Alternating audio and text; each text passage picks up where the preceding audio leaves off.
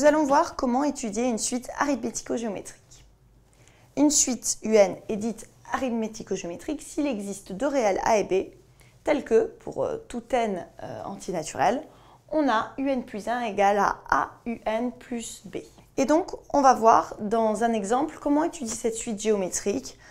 Tout d'abord, cette suite arithmético-géométrique. Tout d'abord, donner son expression UN en fonction de n, et après, on pourra répondre à toutes les questions qu'on l'on veut. Donc, on considère UN, une suite définie par U0 égale 5 et UN plus 1 égale 3UN moins 6. La question ici, c'est de déterminer l'expression de UN en fonction de n.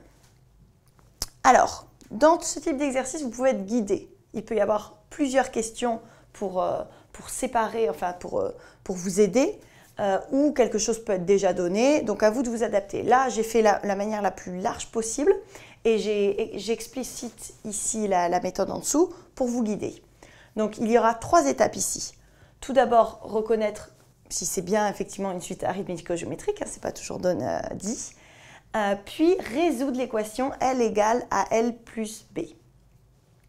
Ensuite, on va poser une suite Vn égale à Un moins L. L, c'est le résultat de l'équation que vous avez trouvée. Et on va montrer que cette suite est géométrique. Je vous rappelle, une suite est géométrique si Vn plus 1 égale Q fois Vn. Ensuite, on détermine V0, donc V0 le premier terme. Et enfin, on va exprimer Vn en fonction de n. Donc ça, c'est la formule sur les suites géométriques. Hein. Vn va être égal à V0 fois Q puissance n. Et puisque l'on a Vn, il sera facile de déterminer UN, il suffira de faire Vn plus L. Voilà, et donc encore une fois, parfois, ça peut être posé comme ça dans un énoncé, détaillé, mais parfois non. Donc on va faire la méthode compliquée. Donc on y va. UN, est-ce que c'est bien une suite arithmético-géométrique? Oui. UN est une suite arithmético-géométrique avec A égale 3 et B égale moins 6. On résout donc l'équation L égale 3L moins 6. Donc, je soustrais moins 3L. J'obtiens moins 2L égale moins 6. Puis, je divise par moins 2. Moins 6 divisé par moins 2 égale 3. Donc, j'obtiens L égale 3. Première étape de fait. Maintenant, méthode, on va poser Vn égale UL moins L. UN moins L. Donc, Vn égale UN moins 3, le L qu'on a trouvé ici. On va montrer que c'est une suite géométrique.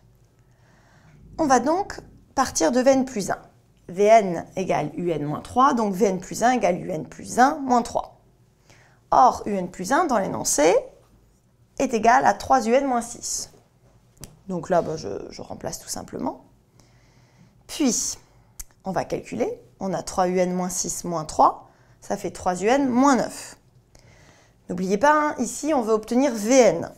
Donc, on va factoriser par 3 et on obtient 3 facteurs de Un moins 3. On a donc Vn plus 1 égale à 3 fois Vn. Effectivement, Un moins 3, c'est Vn. On a parfaitement l'expression d'une suite géométrique, Vn plus 1 égale Q fois Vn.